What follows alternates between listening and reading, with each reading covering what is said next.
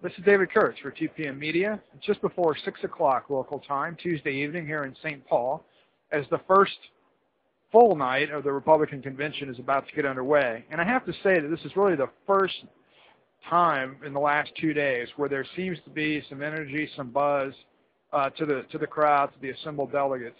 Even in the other venues we've been to, things have just generally been pretty subdued. And one of the things I wanted to make sure of when we came here from Denver was that we judged this convention on its own and didn't let our own sort of left of center point of view color it too much. But it has really been remarkably different in terms of the energy of the crowd and the attendance at the events here. Part of it's a different schedule. The RNC doesn't start the convention until just about now, whereas the Democratic convention started about 3 in the afternoon local time.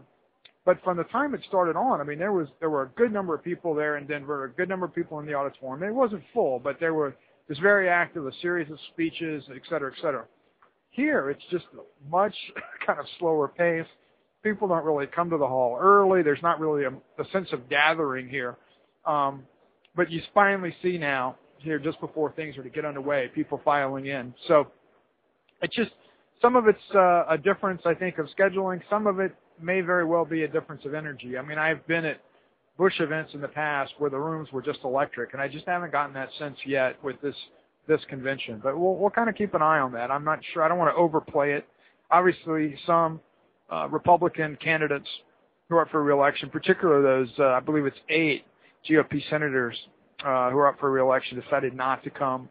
Their campaigns were keeping them tied down, but obviously there was also a concern about being too associated with the Bush presidency and with the Republican Party. So there is some substance to the idea that this convention isn't all that it was cracked up to be. But again, I don't want to overplay impressions of such a large crowd on a whim.